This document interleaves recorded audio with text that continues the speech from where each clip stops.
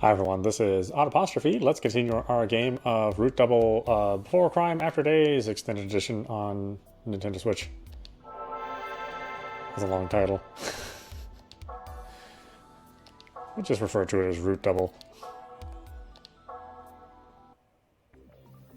ちょっと待ってくれ。放射線とか汚染とか一体どういうことなんだ。ここって何の施設なんだ。 The lieutenant took a good hard look at the bewildered man and followed up with a clear answer. 研究用の小型原子炉を要する原子力科学研究所です。その原子炉がつい2時間ほど前メルトダウンしたのです。 Even though it was supposedly his first time hearing that word, it still managed to send shivers down the man's spine. メルトダウンって。簡潔にご説明しますと、何らかの原因で原子炉が融解し、炉内の核燃料が外に漏れ出すことです。しばしば爆発や出火などを伴う極めて重篤な事故。それにより人体に悪影響の強い放射線が拡散し、施設全域を汚染しつつあるのです。バカな。汚染って言ったってそんな兆しはどこにも。放射線は目には見えません。匂いもありません。しかしそれでも確かに人体を蝕みます。 The lieutenant then took some sort of device out of her pocket. 放射線計測器プロキオン。ここに表示されている数値は現在毎時1108ミリシーベルト。これは自然界における放射線量の約2000万倍にあたります。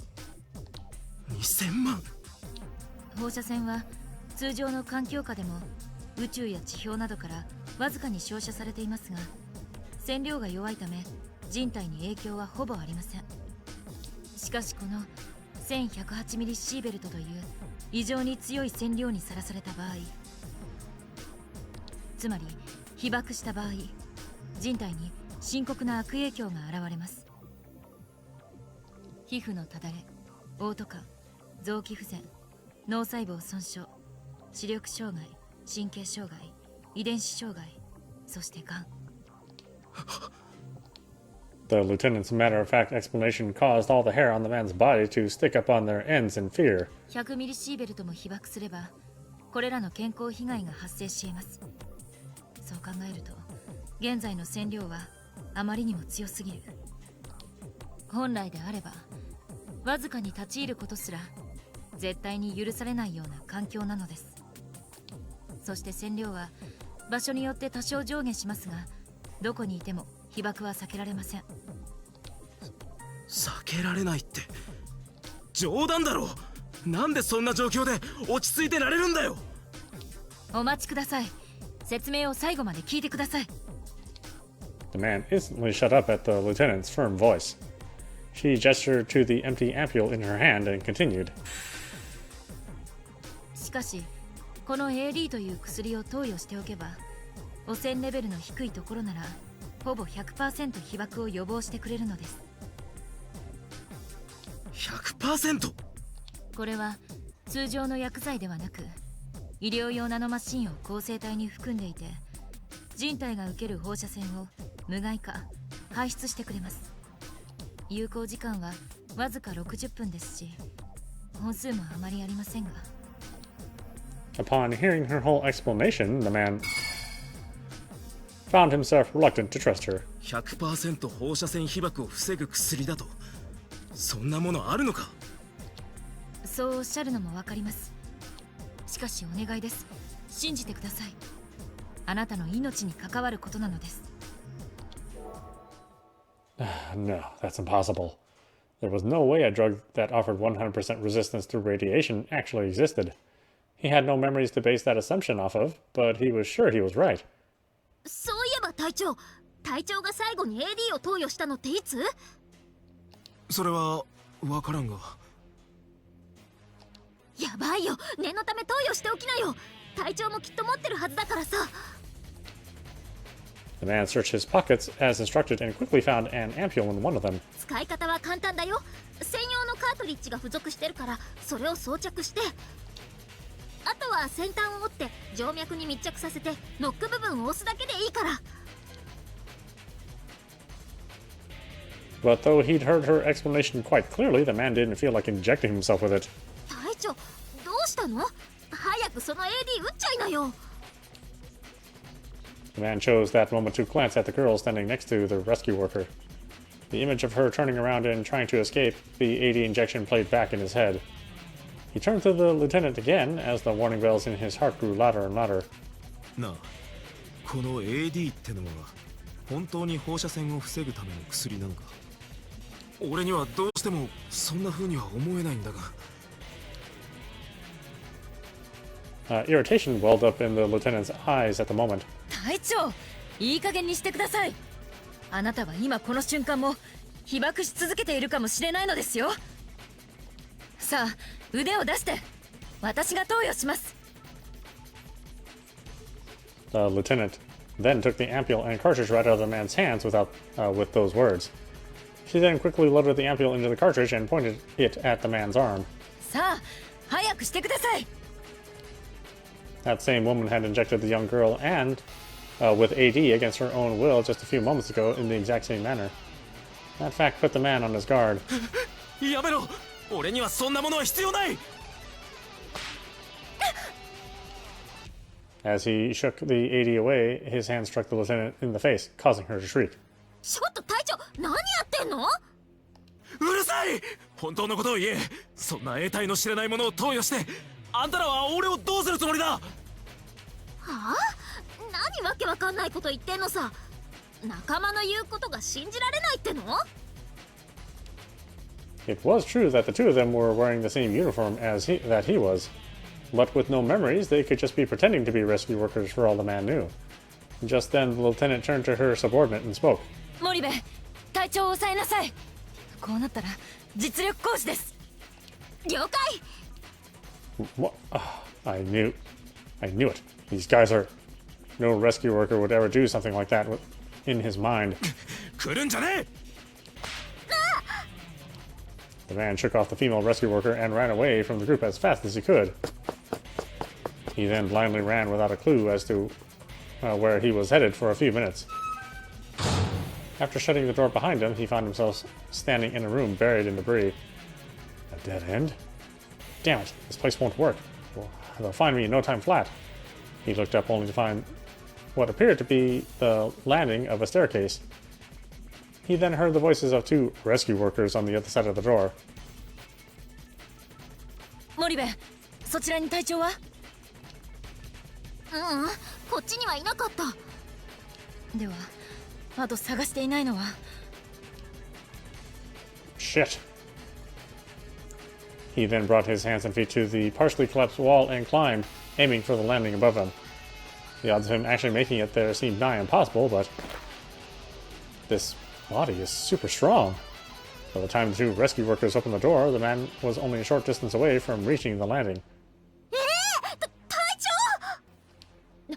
なんというバカな真似を！ Damn, they found me. But I'm almost...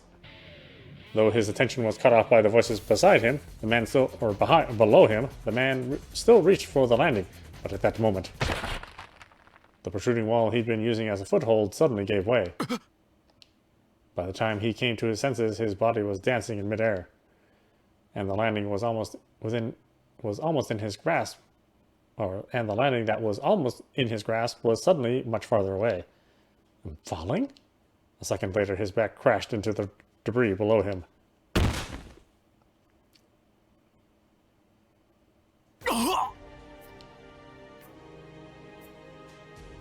He spit out all the air in his lungs. There was an unnatural pain in his chest. What the hell is this? When he looked down, he saw a reinforcing bar smeared with dark red blood sticking out of the center of his chest. 隊長！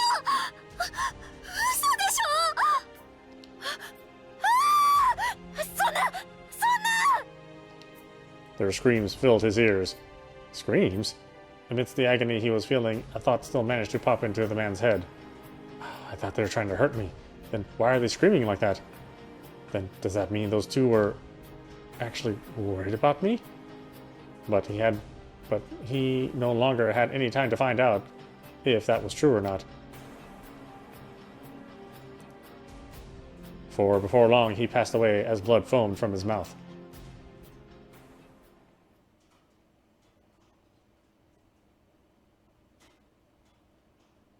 Gamma over. Oh, did I do something wrong? Bad ending. The doubter. The result of not believing the explanation about AD. You may be able to avert this fate by setting the lieutenant's senses very high at the SSS input just before this ending. Okay. I was just clicking the default answer, so my bad.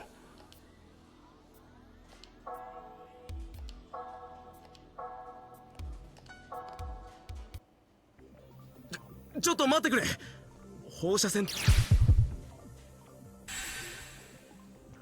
しかしこの AD という薬を投与しておけ 100%。これは有効実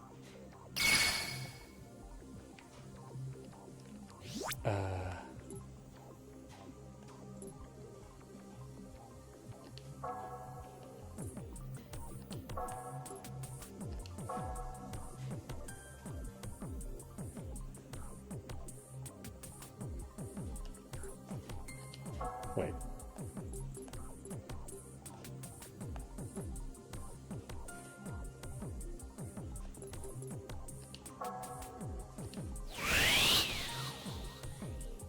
He found himself reluctant to trust her. Oh, wait a minute, what?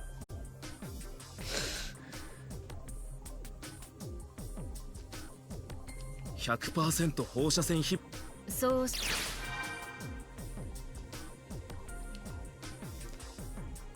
It really did feel so utterly unrealistic, but given how serious the lieutenant sounded, he had no choice but to believe her. But he suddenly felt a chill run through him. なあそれ、俺たちは撃たなくて大丈夫なのか？え？我々は先ほど投与したばかりですが。The lieutenant and her subordinate gasped. そういえば隊長が最後に AD を投与したのっていつ？わからん。やばいよ、念のため投与しておきなよ。隊長もきっと持ってるはずだからさ。The man frantically searched his pockets and quickly found an ampule in one of them. あったぞ。使い方は簡単だよ。専用のカートリッジが付属してるから、それを装着して、あとは先端を折って静脈に密着させてノック部分を押すだけでいいから。こうか。Urged on by the woman, the man loaded the ampule into the cartridge. Once he injected it, the fluid in the container entered his body, accompanied by the slight prickling pain that came with the shot. And at that moment, he felt like something had faded from his head. What's this feeling? Is it a side effect of the drug? どうしたの隊長？これで一安心なのに。一安心。The idea of feeling safe in this situation was totally insane to the man. There's no way in hell I could accept a messed up situation like this so easily. He decided to try asking a question in an attempt to keep himself from worrying. なあ、教えてくれないか。俺は何者で、今はどういう状況なんだ。それとそう、出口だ。この施設の出口はどこにあるんだ。The lieutenant and her subordinate exchanged glances upon hearing his chain of questions. 出口か。ではこれからそこにお連れしましょう。歩きながら現況をご説明します。Their words seemed to carry a heavy weight to them. ああ、よろしく頼む。了解しました。隊長もお嬢さんもこちらへどうぞ。The lieutenant started walking. The rest of the group soon followed after her. The group, led by the lieutenant, approached what appeared to be a connecting passageway. It was blocked by a metal door, but that opened once the lieutenant had operated a nearby terminal. On the other side was another block that looked like it belonged to an office building. This place is huge. Just then, the lieutenant turned to the man and spoke. 隊長のパーソナリティと現状のどちらを先に知りたいですか？ああ、パーソナリティから頼む。わかりました。まず隊長のお名前ですが。カササギ渡瀬と言います。カササギ渡瀬。それが俺の名前か。The man, no, Watase listened to the lieutenant list off facts about him with a strange feeling in his heart. 年齢は32歳、独身。六名市消防局特別高度救助隊シリウス所属のいわゆるレスキュー隊員。そして私たちの隊の隊長、つまり直属の上司になります。ここまでで何か思い出せることはありますか？いや、何も思い出せない。そうですか。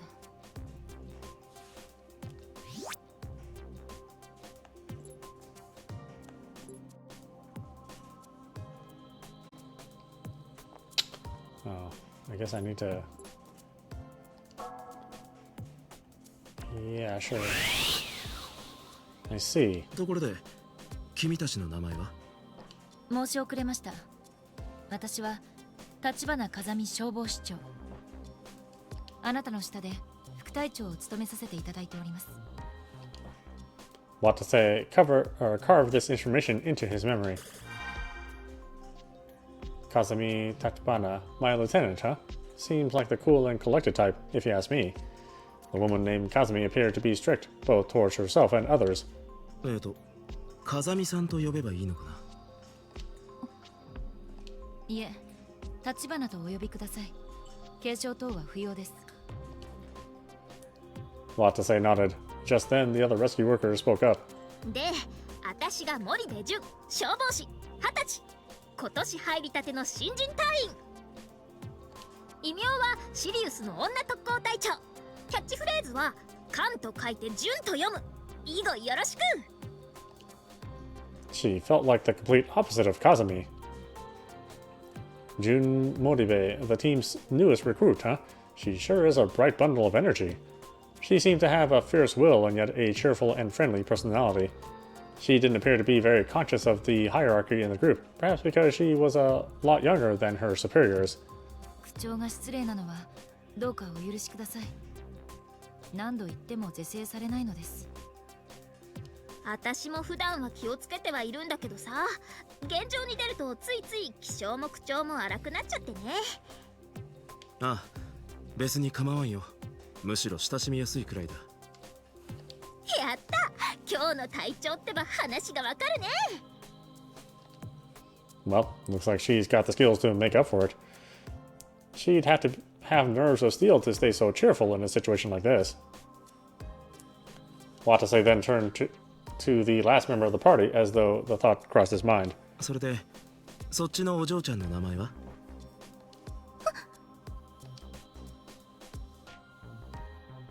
？The girl hid herself behind June as soon as Watase asked. あらら隊長、ずいぶん嫌われちゃって。そんじゃあお嬢ちゃん、私にお名前教えてよ。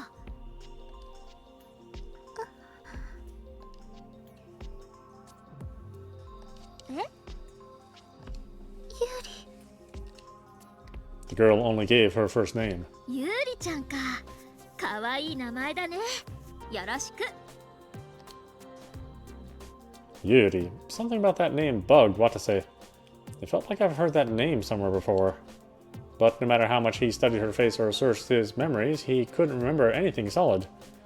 So he decided to give up and turn his attention back to Kazumi. じゃあ自己紹介も終わったことだし、次にここで何が起きているのか教えてくれるか？了解しました。それではまずこの施設についてですが。Kazumi then quietly began to speak. ここは六名市という町の郊外にある原子力研究所の中になります。原子力研究所というと？詳しいことは私にも分かりませんが、要するに原子力に関わる各種研究を行う施設のようです。施設名は原子力生物学機構第6研究所、通称ラボ。地上2階、地下2階建ての建物で、地下に研究用の原子炉がありました。そして本日、2030年9月16日午前6時19分、その地下で原因不明の爆発が起きました。同時に各所で火災が発生し、それにより施設の制御システムの一部に障害が生じました。このままでは原子炉の冷却機能にも障害が及ぶ恐れがあり、メルトダウン発生の可能性も出てきたため、その手の災害対策の訓練も受けている我々シリウスに救助要請が入りました。そして6時26分、我々は現場に到着。要救助者の捜索を開始しました。Watase looked at the sturdy watch around his wrist. Its digital display read 9:27 a.m. およそ3時間前か。現場に突入したのはそれぞれ5名からなる A と B の2チーム。我々は A チームです。隊長は地上1階に前線基地を設置し、そこから A チームを指揮していました。A チームは私と森部、それに堂島と檜山という隊員が組んで2名2組で行動していました。しかしその後、堂島檜山組との無線連絡が断絶。ついで隊長との連絡も断絶しました。これが6時35分頃のことです。何があったんだ。この時隊長たちは地下に降りたのかもしれません。地下は電波状態が悪く、無線がほぼ使えないようですので。そうか。でもどうして俺たちは地下に降りたんだろう。要救助者の捜索のためという可能性があります。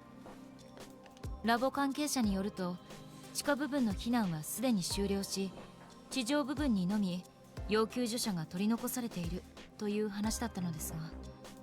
救助活動中に地下にも要救助者がいることが分かってね。それで私と副隊長も地下に降りたんだ。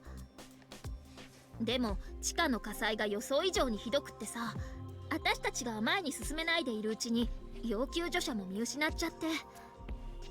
そこで我々は地下2階に簡易基地を設置して、再び捜索活動を開始したのです。そしてその直後、7時15分頃、KSN を告げる不穏な警告放送が施設内に流れました。 KSN？ なんだそれは。おそらくはニュークリア、核を意味する言葉の頭文字だと考えるのが妥当かと思われます。私たちの業界には N 災害って呼称があるんだよね。その場合だと N は核による災害を意味するのさ。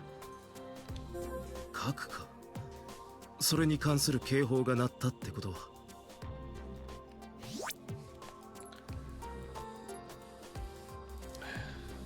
I mean, it's okay to trust them for now, I think.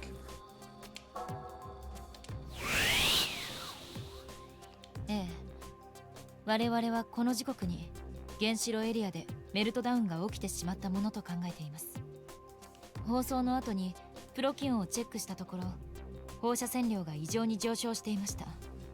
なのでおそらく間違いないかと。つまり KSN っていうのはメルトダウンを指す隠語だろうね。By the time they'd finished explaining, the group had arrived in Area 2. だったらできるだけ早くこのお嬢ちゃんを外に出してやらなきゃいけないんじゃないか。Watase looked towards Yuri. She looked even more scared than she did earlier. ええ、我々もそう思うのですが。地上につながる階段はこの第2エリアにあるんだけど。Kazumi and June paused, then looked down the hall. Standing there was a door with a plate that read emergency staircase. 何煮え切らないこと言ってんだよ。出口はあそこだな。行こう、ユーリ。お待ちください、隊長。Watase ran towards the door. Kazumi's voice grew fainter and fainter with each step. He ascended the dark staircase. But when he saw what awaited him at the top, Watase found himself rendered speechless. なんだこれは。An iron wall was laying just a short distance away from the top of the stairs. つまりこういうことなのです。By the time he came to his senses, Kazumi and the others were standing right behind him. こういうことって。実は現在地上につながる全ての出口にこの隔壁が降りてしまっていて、私たちはこのラボの地下に閉じ込められているのです。閉じ込められてるだと。どうして。わかりません。ともかく KSN とやらが発令されると同時に地上に続く全隔壁を封鎖しますという放送が流れました。だからおそらくどこにも出口は。そんな。外にいる人に連絡して開けてもらうってのは。連絡ができないんだよ。ラボ内の電話は全部普通になってるし、無線も最初はなんとか使えたんだけど、なぜかどんどん通信状態が悪くなって今じゃほとんど通じないんだ。だったら壊すなり無理やり開けるなりすればいいじゃないか。Watase tried pounding his fists on the bulkhead, but it didn't budge an inch. くそ、開けよ畜生。 But no matter how hard he punched, kicked, or pushed it, nothing changed. It didn't look like something that could be dealt with human hands alone. こりゃ爆薬でもなきゃどうにもならなそうだな。残念ながら爆薬なんてないよ。今の私らには破壊不可能さ。この隔壁のせいで地下と地上が完全に分断されているのです。Watase finally understood the situation when he heard Kazumi and Jun's comments, but it was a hard pill to swallow. 他に脱出に使えそうな場所は。皆無です。我々も閉じ込められてから2時間あらゆることを試しましたがことごとくダメでした。エアダクトは通行不能、エレベーターは使用不能、天井は破壊不能です。しかも本来この施設には完璧な消火システムがあるはずなんだけど、それもなぜか停止してる。そこかしこで火災が起きて出火場所も把握できてないんだ。なんだよそれ。めちゃくちゃな状況じゃねえか。放射線が蔓延してるとこで火災も起きてて、しかも外には出られないだと。なんでそんなことに。落ち着いてください。レスキューが取り乱してどうするのですか。そうだよ隊長、ユーリちゃんが余計に怯えちゃうだろ。Without realization hitting him, or with realization hitting him in full force, Watase looked at Yuri. She was hiding behind Jun and looking at him with trembling eyes. すまない。 Kazumi and Jun were right. He couldn't show such disgraceful behavior in front of a frail girl like Yuri. Regardless of his amnesia, Watase had most likely come down to the basement floors in order to rescue people. But at that moment, he was hit by a sudden question. あ、そういや、ユーリはどうしてこのラボにいたんだ。 Just then, a cheerful look appeared on Yuri's face for some reason. どうしたんだ。私はここの職員の家族です。それでたまたま巻き込まれて。そうか。それは災難だったな。 Watase turned his thoughts as he kept looking at Yuri. It really has been a disaster for all of us. I really wish we could all get out of here. But he knew it wasn't that simple. In the first place, there was still way too much that he didn't know about his current situation. Why wouldn't the bulkhead open up? Why wasn't the sprinkler system working? Why had he lost his memories and... なあ、立花。俺たちはこれからどうすりゃいいんだ。それについてもご説明したいと思います。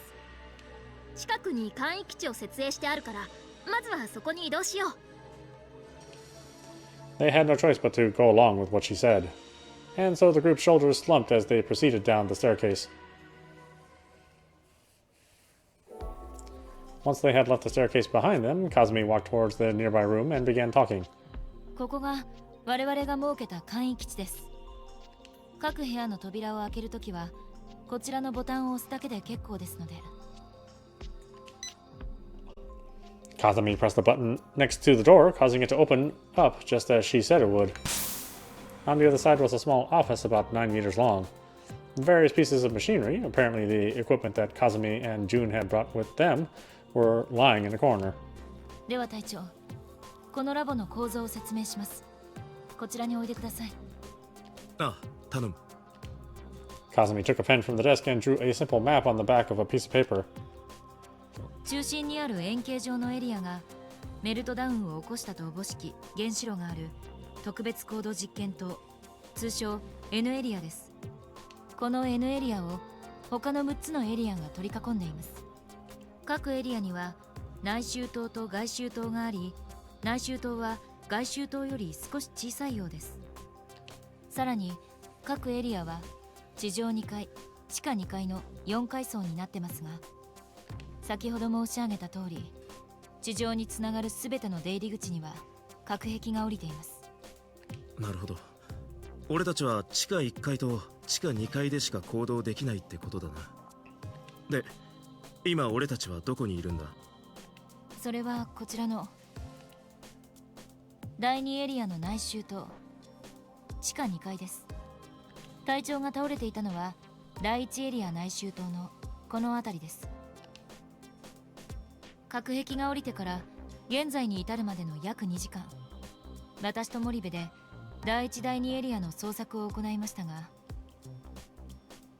隊長とユーリさんの他に要救助者は発見できませんでした。無論脱出経路もです。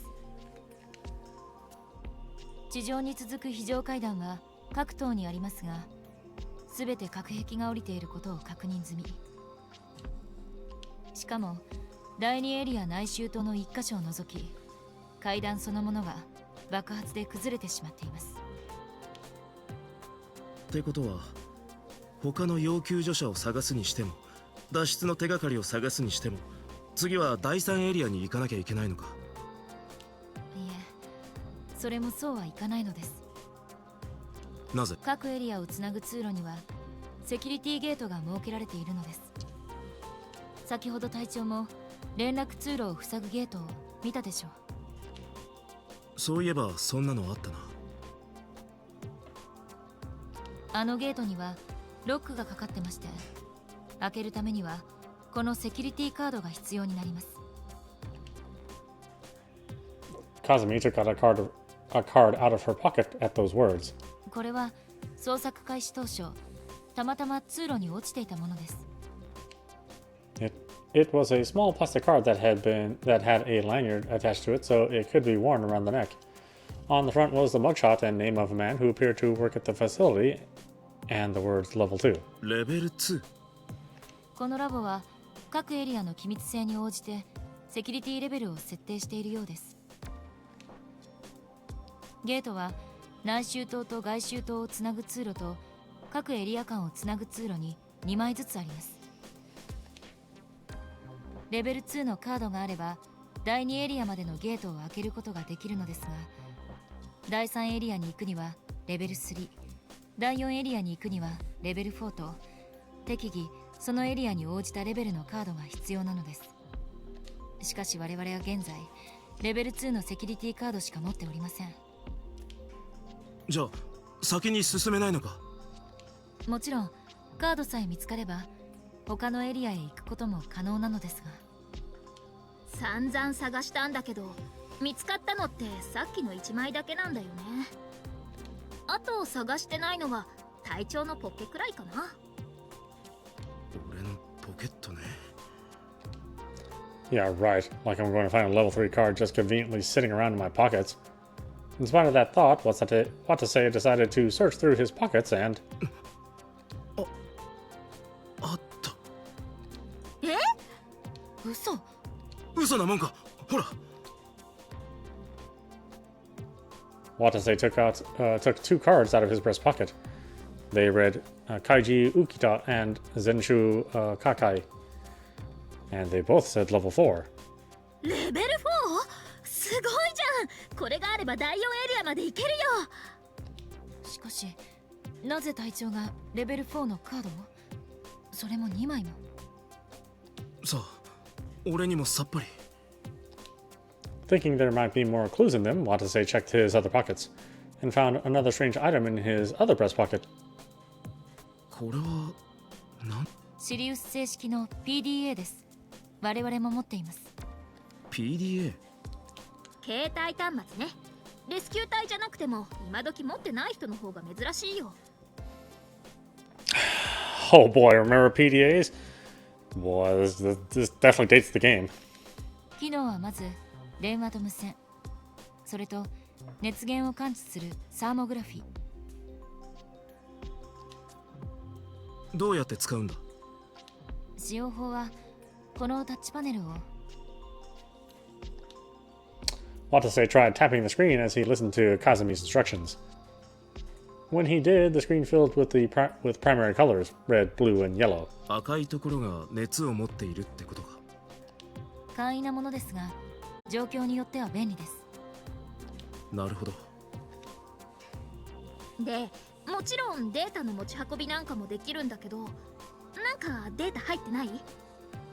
どうだろう。 Watase tried pressing anything that looked potentially helpful, but it didn't look like he'd be able to access any of the data folders. They were all locked with a password. パスワードだってよ。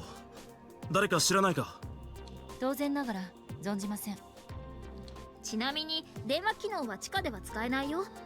無線も現在すごく精度が落ちてるし。さっきも言ってたな。Despite that, Watase decided to try and use the phone function.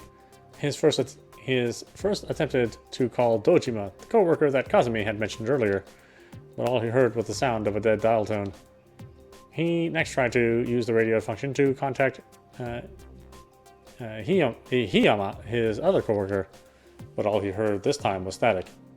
It was the same with every other phone number and frequency he tried to contact. くそ、ほとんど役立たずじゃねえか。せめてパスワードが分かれば何か手がかりになるかもしれないのにな。適当に思いついた単語でも入力してみれば？ It was right then Yuri timidly spoke. やめた方がいいと思います。え？どうしてそう思うの？大事な PDA だから万が一壊れたら大変だし。そうだな。Watase put the PDA away. ところで、立花たちが持ち込んだ備品はどんなものがあるんだ？ああ、それも覚えてないんだよね。じゃあ時間ないから手短に説明するよ。すまない、頼む。June nodded and pointed to the equipment lying in the corner. まずこれがさっき投与した AD。60分の間放射線被曝を予防する薬だよ。今の俺たちの生命線か。そういうこと。支給されたものプラス施設内にあったものをかき集めてやっと7本。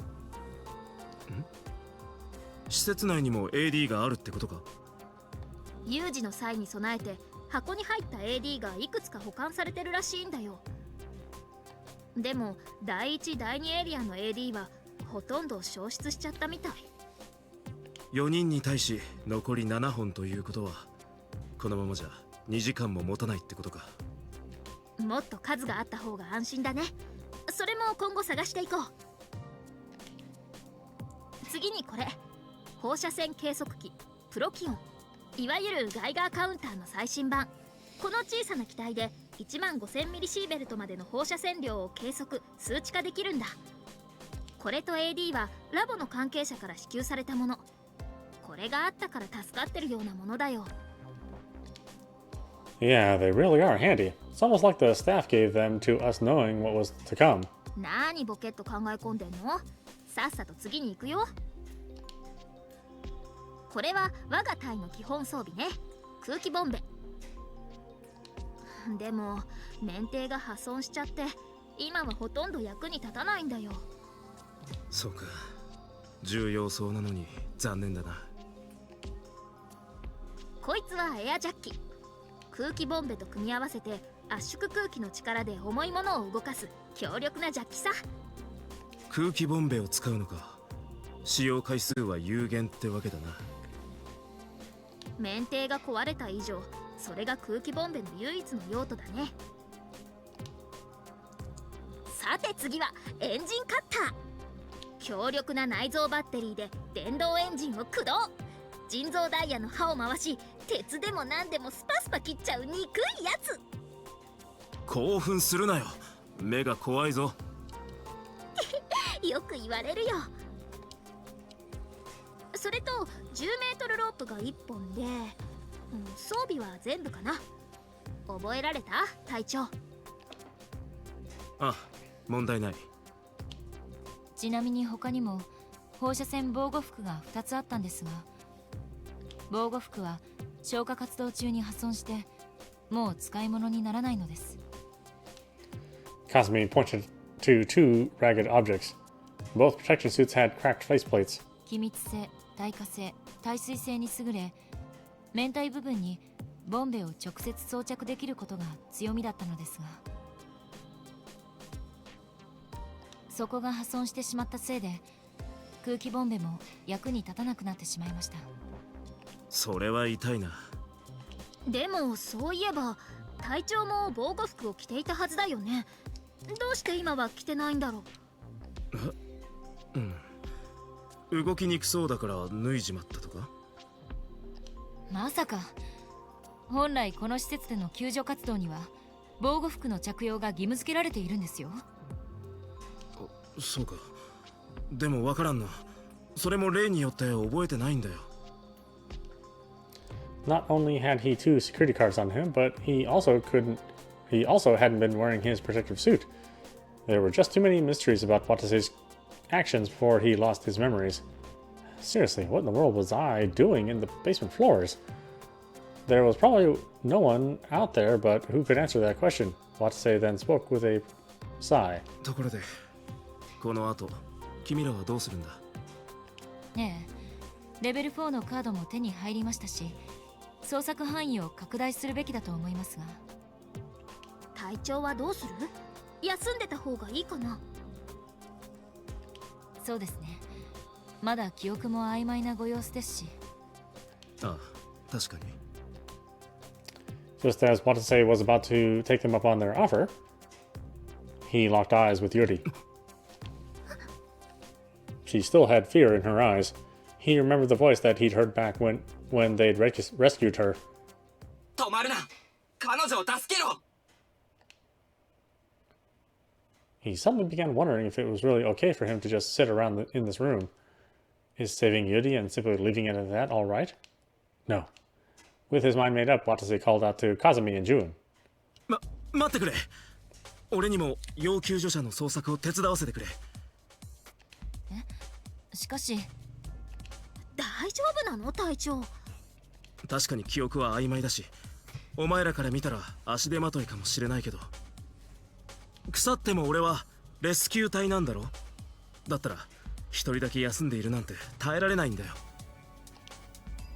Watase was stirred on by an almost impulsive sense of duty. Kazumi's eyes widened. She then gave a wry smile. まったくらしいというか。Her face then suddenly grew serious again. 隊長、本来であれば記憶喪失の原因も不明ですし、動向は推奨できません。ですが火災の恐れもありますし、 AD も投与し続けなければならない。ならば我々と共に行動するのが一番安全かもしれません。そうか。だったら。ただしこれは通常の現状ではありません。隊員として同行するならばそれ相応の覚悟をしていただきます。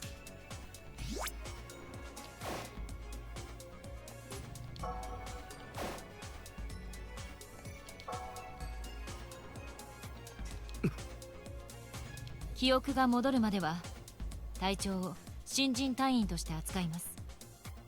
隊長は森部と同様私の指揮下に入ってください。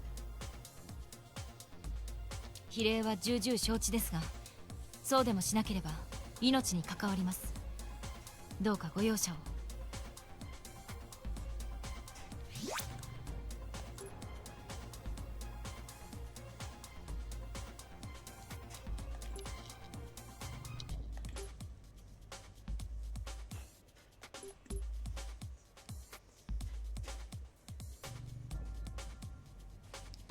That's me. What do I...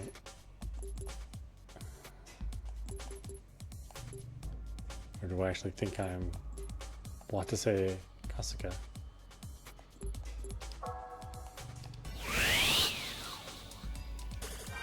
Watase felt overpowered by Kazami's voices. Or... あ、了解だ。 But he fired himself up by answering loud and clear. June shrugged her shoulders when she saw that. いや隊長、なんか面白い展開になってきたね。それじゃあ一時のこととはいえしばらく同輩としてよろしく頼むよ。そうだな。こちらこそよろしくな。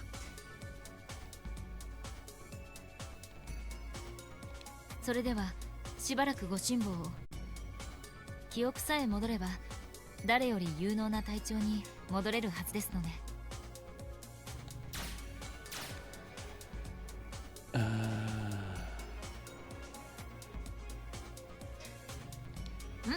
それを期待したいところだね。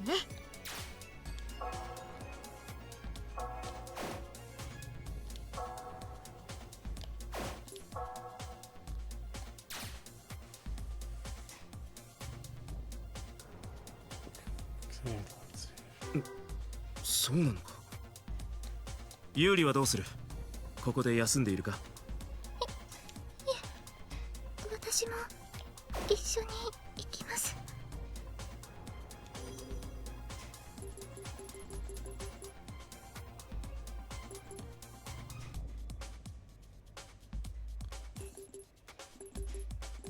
Wait, where were we? I accidentally hit auto.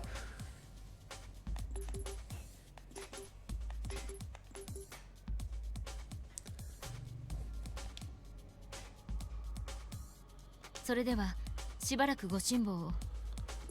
記憶さえ戻れば誰より有能な隊長に戻れるはずですので。それを期待したいところだね。そうなのか。 See, his old self must have been somewhat amazing if Kazami and June were counting on him so much. So I have to live up to their expectations as soon as possible. With that thought in mind, Watase turned to Yuri. 有利はどうする？ここで休んでいるか？ A look of hesitation briefly flashed by Yuri's face after she heard that question, but she answered quickly.